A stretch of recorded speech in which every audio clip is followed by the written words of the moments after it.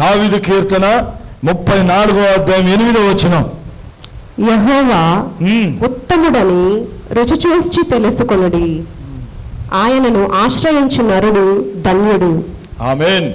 నీ దేవుడైన యెహోవా ఉత్తముడని, మంచివాడని, గొప్పవాడని రుచి చూచి తెలుసుకొనుడి. ఆయనను ఆశ్రయించు నరుడు మనిషి ధనుడు. Blessed man. ప్రార్థన చేద్దాం. తండ్రి, ఇదిగో ఈ మాటను మేము ఈ సమయంలో ధ్యానం చేయబోతుంటుండగా ఇంతవరకు నీ మాట నిన్ను స్తుతించాం, ఆరాధించాం, ఘనపరిచా, కృపనిచ్చినందుకు మీకు వేలాది స్తోత్రాలు వేసేవా. ఈ సమయంలో నాయన నీ మాటలు మేము వినబోతుంటుండగా మమ్మల్ని అందరినీ వినగలిగిన చెవును, గ్రహించగలిగిన హృదయం మాకు అనుగ్రహించండి. నీ కృపతో నింపండి, నీ ఆత్మతో నింపండి, బలపరచండి. నీ పక్షంగా నిలబడిన నన్ను బహుబలంగా వాడుకొని ఈ మాటల ద్వారా అనేక మంది, వందల మంది, వేల మంది వీక్షించి అయా నీ కార్యాన్ని పొందుకొనుటకు, మీ నామం మహిమపరచబడుటకు, నీ రాజ్యానికి రాకడికి సిద్ధపాటవుటకు సహాయం చేయమని యేసుక్రీస్తు నామం పేరిట ప్రార్థన చేసి అడిగి వేడుకొంచున్నాం తండ్రి. ఆమేన్. హల్లెలూయా. యెహోవా ఉత్తముడని ఈ మాటలు చాలాసార్లు మనం వినుంటాం, చూసుంటాం, గ్రహించుంటాం కదా దేవుని బిడ్డలారా. దేవుడు ఉత్తముడు, గొప్పవాడు, శక్తిమంతుడు అని మనం ఏం చేయాలంట? రుచి చూడాలి. ఎక్స్పీరియన్స్, మనకు ఒక అనుభవం కావాలి అని ఇక్కడ కీర్తనకారుడు తెలియజేస్తా ఉన్నాడు. ఇప్పుడు రుచి చూచే అనుభవం మనకు కావాలి. రుచి చూచే అనుభవం. తేనె గురించి ఎంత మాట్లాడుకున్నా, ఎంత చదివినా తేనె మధురంగా ఉంటుంది. తేనె ఈ కలర్లో ఉంటుంది. తేనెని ఫలానా దగ్గర కొండ తేనె ఇంకా భలే ఉంటుంది, అరణ్యంలో ఉండే తేనె ఇంకా భలే ఉంటుంది. ఈ విధంగా ఎన్ని మనము చెప్పుకున్నా, విన్నా, చదివినా ఆ తేనెని రుచి చూస్తే కానీ అసలు సిసలైంది మనకు తెలియదు. అవునా కాదా? అదేవిధంగా యేసుక్రీస్తు గురించి నువ్వు ఎంత వింటున్నా, ఎంత చదువుతున్నా, ఎంత ధ్యానం చేస్తున్నా ఆయనలో ఉన్నటువంటి ఆ రుచిని ఇట్లా మనం ఏం చేయాలి? చూడాలి. ఆయనలో ఉన్న రుచిని మనం టేస్ట్ చేయాలా? ఆయన శక్తిని టేస్ట్ చేయాలి, ఆయన మంచిని టేస్ట్ చేయాలి, ఆయన ప్రేమను అలా టేస్ట్ చేయాలి, మనం ఆయన కృపను మనం అలా టేస్ట్ చేయాలి. హల్లెలూయా, హల్లెలూయా.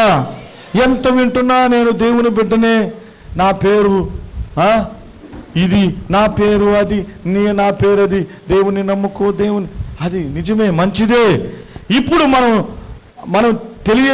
మనం తెలుసుకోవాల్సింది ఏంటంటే, దావీదు భక్తుడు అంటా ఉన్నాడు, మనము ఆయనను రుచి చూడాలి, అనుభవించాలి, ఆయన శక్తిని చూడాలి. దావీదు చూశాడు, ఆయన ప్రేమను చూశాడు, ఆయన కనికరాన్ని చూశాడు, ఆయన శక్తిని చూశాడు, ఆయన తోడే ఉంటే ఎలా ఉంటాడో చూశాడు, ఆయన బాహువు చాపితే ఎలా ఉంటాడో చూశాడు, ఆయన ఉగ్రతను కూడా చూశాడు, ఆయన తీర్పును చూశాడు. అలాంటి దావీదు ఈ కీర్తన గ్రంథంలో 34వ అధ్యాయంలో అద్భుతంగా రాస్తా ఆయన ఈ మాటలు తెలియజేస్తా ఉన్నాడు. ఆయన దావీదు మనల్ని కూడా రుచి చూడాలని, దేవుణ్ణి తెలుసుకునేందుకు ప్రయత్నించాలని, ఆయన మంచితనాన్ని, ఆయన గొప్పతనాన్ని, ఆయన శక్తిని అనుభవించి చూడాలని ఈ మాట ద్వారా మనల్ని ప్రోత్సహిస్తూ ఉన్నాడు, మనల్ని ఎంకరేజ్ చేస్తూ ఉన్నాడు. ఆమేన్. ఇది ఎలా ఉందంటే, ఈ మాట మనల్ని ఎంకరేజ్ చేయడం, మనల్ని ప్రోత్సహించడం. మనం చాలామంది ప్రోత్సహించే వాళ్ళు ఉండరు, డిస్కరేజ్ చేసేవాళ్ళు ఎక్కువగా ఉండరు ఇప్పుడు. అవునా కాదా? ఇప్పుడు మనకు కనిపించేది ఎక్కువగా డిస్కరేజ్ ఎక్కువగా చేసేవాళ్ళే కనబడతారు, ఎంకరేజ్ చేసేవాళ్ళు తక్కువ. కనుక దేవుని మాట మనతో ఇప్పుడు మాట్లాడుతుంది ఏంటంటే, ఎంకరేజ్గా మాట్లాడుతుంది. నీ దేవుడైన యెహోవా గొప్పవాడు, నువ్వు నమ్ముకున్న దేవుడు గొప్పవాడు, శక్తిమంతుడు, మంచివాడు, ప్రేమ కలిగిన దేవుడు, ఆయన కనికరము కలిగిన దేవుడు, జాలి కలిగిన దేవుడు. నిన్ను మోసం చేయడు, నిన్ను విడిచిపెట్టడు, నిన్ను వదిలిపెట్టడు. హల్లెలూయా. మనల్ని దేవుడు కోరుకుంటున్నాడు. దావీదు భక్తుడి ద్వారా దేవుడు మాట్లాడుతూ ఉన్నాడు, మనతో మాట్లాడుతున్నాడు. ఏమనంటే మనము రుచి చూడాలి, మనము రుచి చూడాలి. నువ్వు రుచి చూడకుండా ఏరే వాళ్ళకి ఎలా మనం చెప్పగలుగుతాం? చెప్పండి, ఎలా చెప్పగలుగుతాం? ఇప్పుడు ఒక కర్రీ ఉందనుకోండి, చూసేదానికి చాలా బాగుంటుంది, చాలా చక్కగా ఎర్రగా ఫిష్ కర్రీ కానీ, సాంబార్ కానీ, చికెన్ కర్రీ కానీ, బిర్యానీ కానీ చాలా చక్కగానే కనబడుతుంటుంది. దాన్ని మనం టేస్ట్ చేసినప్పుడు అప్పుడు మనకు తెలిసేది ఏంది? ఒరే దీంట్లో ఉప్పు లేదమ్మా అంటాం, అరే మసాలా ఎక్కువ వేసిందే అంటాం. ఈ ఫిష్ కర్రీ చేపల కూరలో పులుపు ఎక్కువ వేసింది అమ్మగారు అంట. ఎలా? టేస్ట్ చూసినప్పుడే కదా తెలుస్తుంది. మామూలుగా చూస్తే ఏం కనబడుతుంది నీకు? మామూలుగానే కనబడుతుంది. ఎంత బాగుందో ఆయన, ఇంకా తింటే ఎలా ఉంటుందో అనుకుంటాం. ఈ తేనె చూస్తే ఎంత బాగా కనబడుతుందో, ఆ తేనె నోట్లో పెట్టుకున్నాం అనుకో, పొల్లగా ఉంది, ఇదేందిరా ఇది తేనె లేకపోతే ఇంకొక తేనె, ఇది డూప్లికేట్ ఉన్నట్టు. ఎందుకంటే టేస్ట్ చేస్తే కానీ మనకు తెలియదు. దేవుడు ఈ దినమున మనతో మాట్లాడుతున్న మాట ఏంటంటే, నువ్వు టేస్ట్ చేయాలి, నువ్వు రుచి చూడాలి, ఆర్థికంగా నువ్వు ఆశీర్వదించబడి టేస్ట్ చూడాలి. నువ్వు నీ పేదరికము నుండి నువ్వు పైకి లేపబడి దేవుని రుచిని చూడాలి. నువ్వు ఆరోగ్యాన్ని పొందుకొని ఆయన శక్తి యందు రుచి చూడాలి. నువ్వు హల్లెలూయా. దేవుని నామానికి మహిమ కలుగును గాక. ఆమేన్. విడుదల పొందాలి. హే నా దేవుడు శక్తిమంతుడు. నీలో ఉన్న రోగం అంటది ఈ పని అయిపోయింది, కాళ్ళు పడిపోతాయి, తర్వాత చేతులు ఇట్లయిపోతాయి, ఏ రోగం మాట్లాడుతుంటుంది. ఆ రోగము వెనకాల ఒక స్పిరిట్ ఉంటుంది. ఆ రోగం అయిపోతాం, ఇట్టయిపోతాం, అట్టయిపోతాం. అప్పుడు మనమేమంటాం? నా దేవుడు శక్తిమంతుడు, నా దేవుడు శక్తిమంతుడు, నా దేవుడు శక్తిమంతుడని నువ్వు మాట్లాడుతూ ఉన్నప్పుడు, నీలో విశ్వాసం వస్తున్నప్పుడు ఆ రోగం ఏమైపోతుంది? బలహీనమైపోతా ఉంటుంది. ఆ పరిస్థితి బలహీనమైపోతూ ఉంటుంది. యుద్ధం లోపట. హల్లెలూయా. ఇప్పుడు మనము దేవుడు శక్తిమంతుడని, గొప్పవంతుడని, ఉత్తముడని, కనికరము కలిగిన వాడని, జాలి కలిగిన వాడని రుచి చూసి ఎలా మనం తెలుసుకుంటామంటే, ఎలా తెలుసుకోగలుగుతాం? అక్కడే రాయబడింది, ఆ వాక్యంలోనే ఉంది. ఆయనను ఆశ్రయించు నరుడు ధన్యుడు. ఆమేన్. ఆయనను ఆశ్రయించాలి, ఆయన మీద మనం ఆధారపడాలి. జవాబు అదే, అక్కడే ఉంది. హల్లెలూయా. దేవుని మంచితనాన్ని లేక దేవుని గొప్పతనాన్ని, దేవుని శక్తిని నువ్వు అనుభవించాలంటే మనకేం కావాలంటే విశ్వాసం ఒక్కటే సరైన విధానం. విశ్వాసం ఒక్కటే సరైనటువంటి విధానం. ఆశ్రయించడం అంటే ఆధారపడడం, దేవుని మీద డిపెండ్ కావడం. ఆధారం అంటే దేవుని మీద విశ్వాసం ఉంచడం, దేవుని మీద విశ్వాసం ఉంచడం. త్వరగా మీకు కొన్ని మాటలు నేను తెలియజేస్తా, వినండి జాగ్రత్త. మత్తయి సువార్త 9వ అధ్యాయం 27 నుంచి చదవండి. యేసు అక్కడ నుండి వెళ్ళుచుండగా ఇద్దరు గ్రుడ్డివారు ఆయన వెంట వచ్చి, దావీదు కుమారుడా మమ్ము కనికరించుమని కేకలు వేసిరి. ఆయన ఇంట ప్రవేశించిన తరువాత ఆ గ్రుడ్డివారు ఆయన ఎద్దుకు వచ్చిరి. యేసు, నేను ఇది చేయగలనని మీరు నమ్ముచున్నారా అని వారిని అడుగగా, వారు నమ్ముచున్నాము ప్రభువా అని ఆయనతో చెప్పిరి. అప్పుడు ఆయన వారి కన్నులు ముట్టి, మీ నమ్మిక చొప్పున మీకు కలుగునుగాక అని చెప్పినంతలో వారి కన్నులు తెరవబడెను. అప్పుడు యేసు ఇది ఎవరికిని తెలియకుండా చూచుకొనుడని వారికి ఖండితముగా ఆజ్ఞాపించెను. అవును, వారు వెళ్ళి ఆ దేశమందంతటా ఆయన కీర్తి ప్రచురము చేసిరి. ఆమేన్. యేసు అక్కడి నుండి వెళ్ళుచుండగా ఇద్దరు గుడ్డివారు ఆయన వెంట వచ్చి, దావీదు కుమారుడా, మమ్మను కరుణించమని, కనికరించమని కేకలు వేసిరంట. కేకలు వేశారు. అప్పుడు ఆయన ఆ గుడ్డివారిని నా వద్దకు తీసుకురండని వారిని పిలిచి, నేను ఇది చేయగలనని మీరు నమ్ముచున్నారా? మొట్టమొదటిగా ప్రభు అడుగుతున్నాడు. వాళ్ళు కేకలు పెట్టారు, అయ్యా మనకు సమస్య, మనకు ఇబ్బంది, అయ్యా యేసయ్యా నన్ను కరుణించు నాయనా. మనం అడిగినట్టే వాళ్ళు కూడా అడిగారు. మనకు ఇప్పుడు వాళ్ళకి తేడా ఏంటంటే డైరెక్ట్గా దేవుడు శరీరంతో ఉన్నాడు ఆయన. ఇప్పుడు మనకు దేవుడు ఎలా ఉన్నాడు? ఆత్మతో మనలో ఉన్నాడు ఆయన. హల్లెలూయా, అవునా కాదా? నేను వెళ్ళి మీ కొరకు ఆదరణకర్తను పంపిస్తాను, ఆయన మీతో కూడా సదాకాలం ఉంటాడు. ప్రభువే ఆత్మ, ఆత్మే ప్రభు. ప్రభు ఆత్మ ఎక్కడుంటాడో ప్రభు కూడా అక్కడే ఉంటాడు. హల్లెలూయా. నన్ను చూచిన వాడు తండ్రిని చూచున్నాడని మేము తండ్రి ఏకమై ఉన్నామని ఎరుగవా? ఇప్పుడు తేడా ఏంటంటే బాగా గమనించండి. శరీరధారిగా డైరెక్ట్గా ప్రభు అక్కడ ఉన్నాడు. ఇక్కడ మనకు శరీరధారిగా లేడు, వాక్యం ఉంది. ఆ జరిగిన సన్నివేశం దేవుడు వాక్యంతో మనకు తెలియజేస్తా ఉన్నాడు. ఇప్పుడు దేవుడు మనలో ఉన్నాడు ఆయన.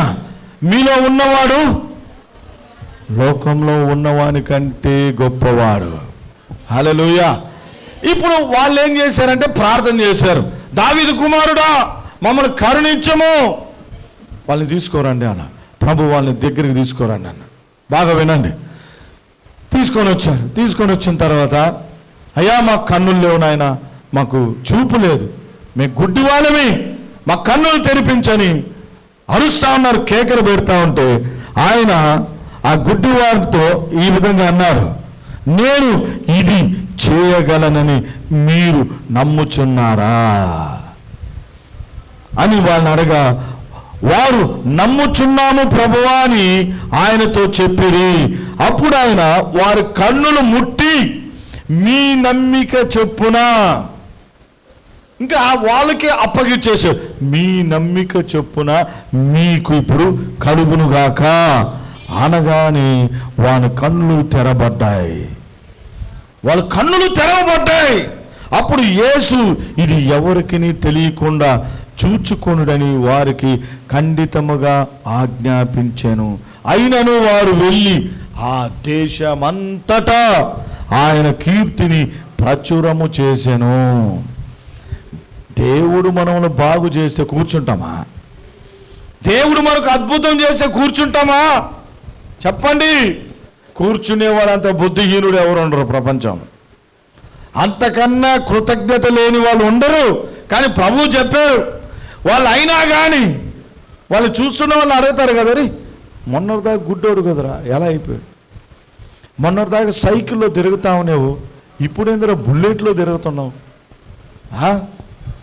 మొన్నటిదాకా ఎలా ఉన్నావమ్మా, ఇప్పుడు నీ పరిస్థితి ఏంది, ఎలా మారిపోయింది, ఎలా వచ్చింది? అడగరా నిన్ను. మొన్నటిదాకా దిగు అని ఏడ్చుకుంటా దిక్కు మొహం పెట్టుకొని బిక్కు మొహంతోనే, ఇప్పుడు ఎందుకు నీవు అలా మారిపోయావు? ధైర్యంతో నింపబడి ఉన్నావు. ఏంది రహస్యం? బూస్టా, కాంప్లైనా? చెప్పండి, ఏంది నీ రహస్యం? యేసు ప్రభు నా రహస్యం. ఆయన నన్ను ముట్టాడు, ఆయన నన్ను తాకాడు, నా బాధ నుండి నాకు విడుదల దొరికింది. హల్లెలూయా, దేవునికి మహిమ కలుగును గాక. మొన్నటిదాకా పోయిన సంవత్సరం అంతా ఈ విధంగా ఉన్నావు, ఇప్పుడు ఎందురా ఇలా మారిపోయారు? ఏంటంటే మేము దేవుని నమ్ముకున్నాం, మేము దేవుని దగ్గరికి వెళ్ళాం, దేవుడు మమ్మల్ని కరుణించాడు, దేవుడు మమ్మల్ని కటాక్షించాడు. హల్లెలూయా.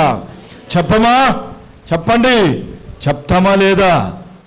నువ్వు దేవుల్లో లేనప్పుడు ఎలా ఉంటావు, ఇప్పుడు ఎలా ఉన్నావు ఒకసారి కంపారిజన్ చేసుకో. డిఫరెంట్ లైఫ్ కనబడుతుంది. ఇంతకుముందు గొడవలు వేసేదానివేమో, ఇంతకుముందు చెడ్డ మాటలు మాట్లాడు, ఇంతకుముందు నువ్వంటే అందరికి భయమే, ఇప్పుడు ఎవరికి భయంలే. ఎందుకంటే మనము దేవుని బిడ్డలుగా మారిపోయా. హల్లెలూయా.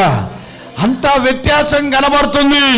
యేసుక్రీస్తు దగ్గరకు వస్తే నిన్ను మామూలుగా ఇంకా పంపించడు, నిన్ను ఒక సూపర్ నేచురల్గా పంపించేస్తాడు ఆయన. ఆమేన్. హల్లెలూయా. ఆయన దగ్గరకు వచ్చి ఇంకా ఆయన చెయ్యి పడి ఇంకా ఆయన మాట్లాడితే ఇంకా నీకు ఎలా ఉంటుంది? అంతా మారిపోద్ది, నీ స్టైల్ మారిపోద్ది ఇంకా. హల్లెలూయా. దేవుని నామానికి మహిమ కలుగును గాక. కనుక గుర్తుపెట్టుకోండి దేవుని బిడ్డలారా, నీ నమ్మిక ఏ విధంగా ఉంచుతున్నావో, నీ విశ్వాసం దేవుని పట్ల ఎలా ఉందో. అప్పుడైతే యేసు ప్రభు డైరెక్ట్గా ఉన్నాడులేండి. అందుకే ప్రభు అన్నాడు తోమాను చూసి, నువ్వైతే నమ్మావు, నన్ను చూచి విశ్వాసం ఉంచవు తోమా. మీరైతే కానీ నన్ను చూడక విశ్వాసం ఉంచేవారు మీకన్నా గొప్పవారు అన్నాడు. చప్పట్లు కొడదామా? కొట్టయా చప్పట్లు. నా తొంగనే ఇరుకుపా తంబి. మనము చూడక నమ్మాం, వాళ్ళు చూచి నమ్మారు. మనం చూడకుండానే దేవుని మాటను పట్టుకొని నమ్మాం, విశ్వాసం ఉంచి ఉన్నాం. మనము వారికన్నా గొప్ప వాళ్ళని ప్రభువే చెప్పాడు. హల్లెలూయా. నువ్వు గొప్పదానివి, నువ్వు గొప్పవాడివి. దేవుడు చేస్తాడు, అద్భుతం చేస్తాడు. నమ్మిక ఉంచాలా, విశ్వాసం ఉంచాలా. ఇంకో మాట మీకు చూపిస్తా చూడండి. మార్కు సువార్త 5వ అధ్యాయము 25 నుంచి మనం చదువుకుందాం. మార్కు సువార్త 5వ అధ్యాయం 25 నుంచి చదువుకొని వెళ్దాం. 34 దాకా చదవండి సిస్టర్. 12 ఏళ్ల నుండి రక్తస్రావ రోగము కలిగిన ఒక స్త్రీ ఉండెను. ఆమె అనేక వైద్యుల చేత ఎన్నో తిప్పలు పడి తనకు కలిగినదంతయు వ్యయము చేసుకుని ఎంత మాత్రమును ప్రయోజనము లేక మరింత సంకటపడెను. ఆమె యేసును గూర్చి విని, నేను ఆయన వస్త్రములు మాత్రము ముట్టిన బాగుపడదుననుకొని జన సమూహములో ఆయన వెనుకకు వచ్చి ఆయన వస్త్రము ముట్టెను. వెంటనే ఆమె రక్తధార కట్టెను. కనుక తన శరీరములోని ఆ బాధ నివారణ అయినదని గ్రహించుకొనెను. వెంటనే యేసు తనలో నుండి ప్రభావం బయలు వెళ్ళనని తనలో తాను గ్రహించి జన సమూహము వైపు తిరిగి, నా వస్త్రములు ముట్టినదెవరని అడగగా, ఆయన శిష్యులు, జన సమూహము నీ మీద పడుచుండుట చూచుచున్నావే, నన్ను ముట్టినదెవడని అడుగుచున్నావా అనిరి. ఆ కార్యము చేసిన ఆమెను కనుగొనవలనని ఆయన చుట్టూ చూచెను. అప్పుడు ఆ స్త్రీ తనకు జరిగినది ఎరిగి భయపడి వణుకుచూ వచ్చి ఆయన ఎదుట సాగిలపడి తన సంగతి అంతయు ఆయనతో చెప్పెను. అందుకాయన, కుమారి, నీ విశ్వాసము నిన్ను స్వస్థపరచెను, సమాధానము గల దానవై పొమ్ము, నీ బాధ నివారణ అయి నీకు స్వస్థత కలుగును గాక అని ఆమెతో చెప్పెను. హల్లెలూయా. 25 నుంచి 34 వచ్చిన ఇది మనకు తెలుసు ఈ స్టోరీ అంతా. అయినా కానీ ఈ వాక్యంతో దేవుడు మనతో మాట్లాడుతూ ఉన్నాడు. ఆమేన్. హల్లెలూయా చెప్తాం. హల్లెలూయా. దేవునికి మహిమ కలుగును గాక. 12 ఏళ్ల నుండి రక్తస్రావం కలిగిన ఒక స్త్రీ ఉండెను. ఆమె అనేక వైద్యుల చేత ఎన్నో తిప్పలు పడి తనకు కలిగినదంతయు వ్యయము చేసుకున్న ఎంత మాత్రము ప్రయోజనం లేక మరింత సంకట పడినంట. అందరూ చూడాలి, ఇట్లా సంకట పడిపోయింది. ఆమె యేసును గూర్చి విని, ఏమని వినింది? యేసును గూర్చి వినిందంట.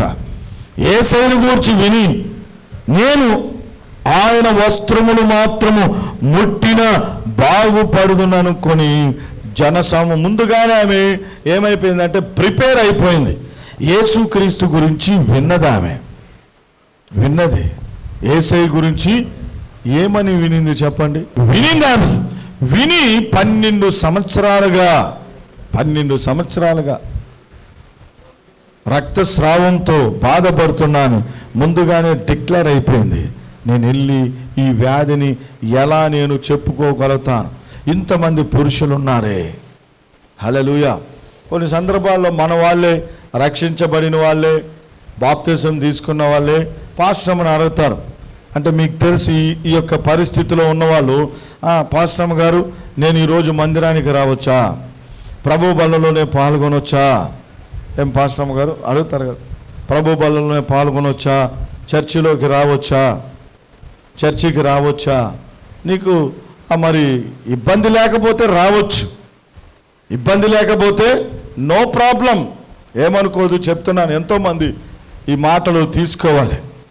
ఇబ్బంది లేకపోతే దాని గురించి ఇక్కడికి వస్తే శాపము, దోషము, చాలామందికి ఏదో శాపం వస్తుందని, ఇలాంటి సందర్భంలో మందిరంలోకి రాకూడదని, ప్రభు బల్ల తీసుకోవద్దని రకరకాల ఆలోచనలు ఉంటాయి. అవన్నీ ఒట్టి ఆలోచనలు. ఆమె అలాంటప్పుడే వెళ్ళి ప్రభువుని ముట్టింది. ఆమె అసలు ఆ రక్తస్రావంతో 12 సంవత్సరాల నుంచి నలిగిపోతున్న ఆమె వెళ్ళి ప్రభు వస్త్రాన్నే ముట్టితే ప్రభు వద్దన్నాడు. నా వస్త్రం పట్టుకుంటాం ఇలాంటి అన్నాడా? చెప్పండి. ప్రభు వద్దంటారా? ఏమన్నాడు? నా ప్రభావము నాలో నుండి పోయింది. హల్లెలూయా. ఇదంతా వేస్ట్. ఇదంతా ఏంటంటే ఆచారాలు, పద్ధతులు, ఈ లోక సంబంధమైనవి. నీకు ఇబ్బంది లేకపోతే, నీకేమి ఏ విధమైన ప్రాబ్లం లేకపోతే నువ్వు హ్యాపీగా మందిరానికి రావచ్చు. ఆ రోజు ప్రభు బలలో ఉంటే ప్రభు బలలో కూడా పాల్గొనవచ్చు. నువ్వు హ్యాపీగా దేవుణ్ణి ఆరాధించవచ్చు. దేవుడు నిన్ను తాకుతాడు, ఆయన దేవుడు వచ్చి నిన్ను ముడతాడు ఆయన. హల్లెలూయా. ఈ విషయంలో ఎవరు పాస్టర్ని క్వశ్చన్ అడగబాకండి, ప్రశ్న అడగొద్దు. నేను రావచ్చా, ప్రభు బలలో పాల్గొనొచ్చా? ఏం నో ప్రాబ్లం, అసలు డోకాయే లేదు. హ్యాపీగా వచ్చి పాల్గొనవచ్చు. దీంట్లో కూడా దేవుడు మనకు స్వేచ్ఛ ఇచ్చున్నాడు. ఆ విధంగా పాల్గొనకపోతే ఆయన్నే తాకినిచ్చేవాడు కాదు, ఆయన్నే ముట్టనిచ్చేవాడు కాదు. ఆయన మీద ఎంతోమంది పడుతున్నా కానీ ఆయనలో ఉన్న శక్తి, ఆ ప్రభావం ఆమెలోకి పోనిచ్చేవాడు కాదు కదా. హల్లెలూయా. దేవుడు అంటే తండ్రి. ఆయన ఒక మంచి స్నేహితుడు మనకు, ఆయన ఒక మంచి కాపరి. మేము రాలేము ఈరోజు, నీకు ఇబ్బంది లేకపోతే రావచ్చు, నో ప్రాబ్లం. ప్రభు బల్లలో కూడా పాల్గొనే ఆ ధన్యత ఉంది.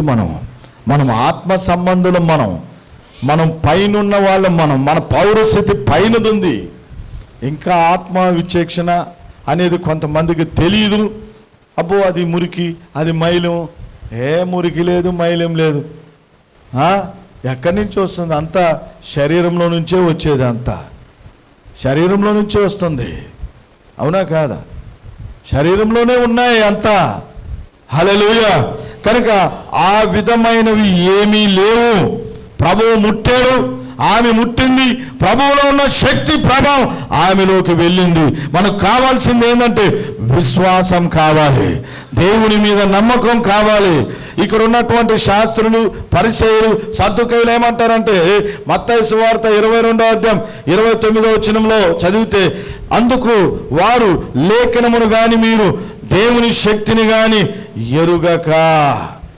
మత్తయి సువార్త 22వ అధ్యాయం 29వ వచనంలో రాయబడి ఉంటుంది.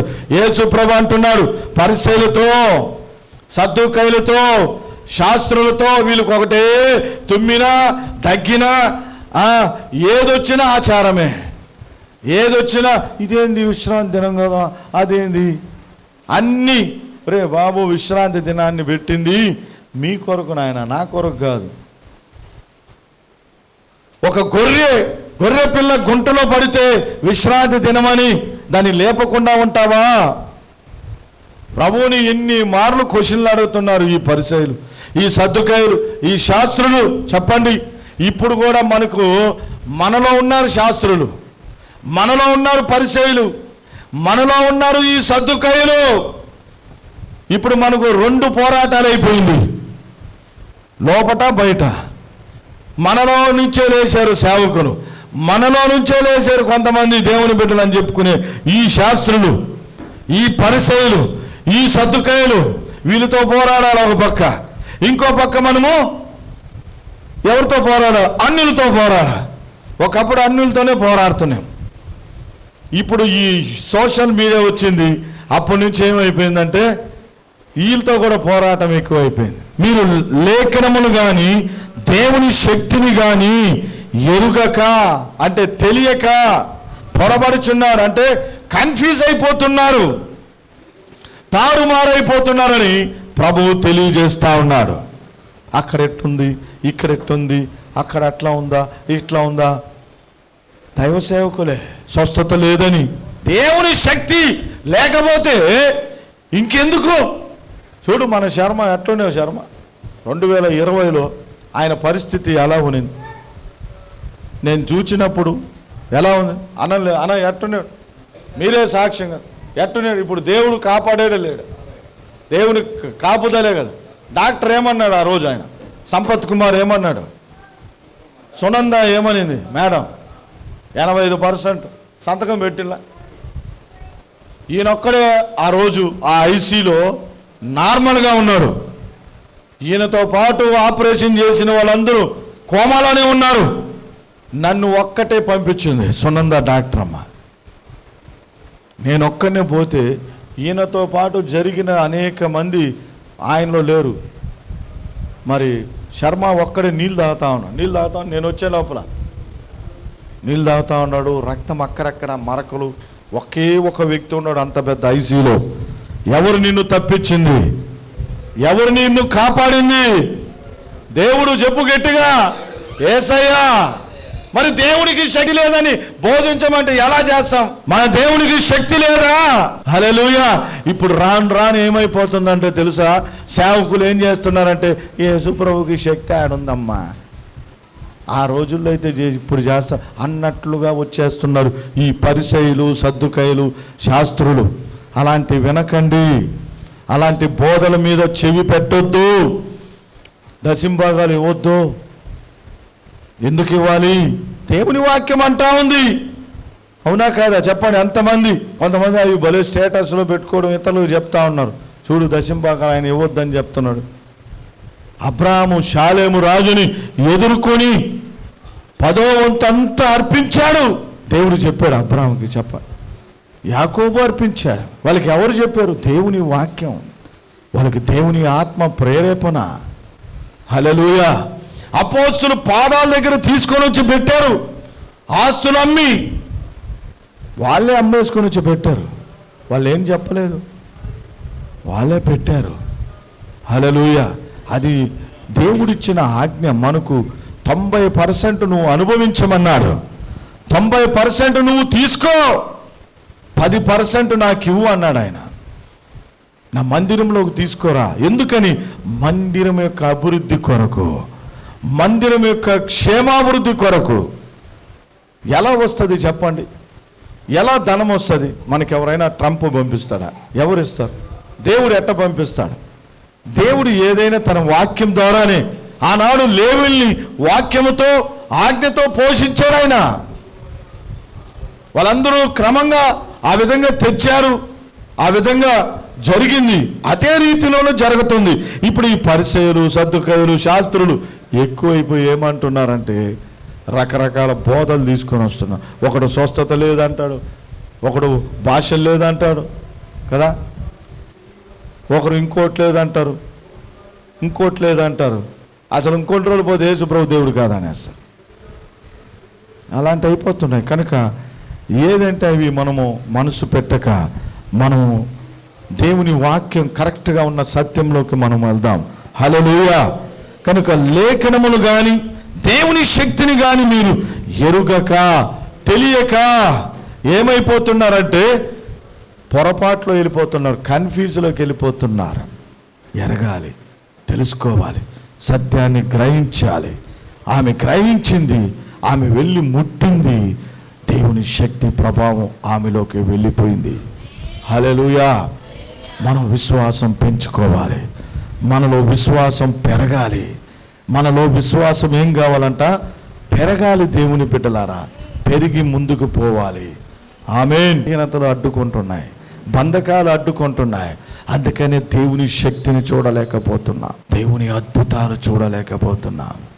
Thank you lord, thank you holy spirit. నీ ఆత్మతో నన్ను నడిపించవా, నీ మార్గము నాకు చూపించవా, నీ సత్యము నాలో కలిగించవా, నీ చిత్తము నా యందు నెరవేర్చవా, నీ ప్రేమ చూపించవా.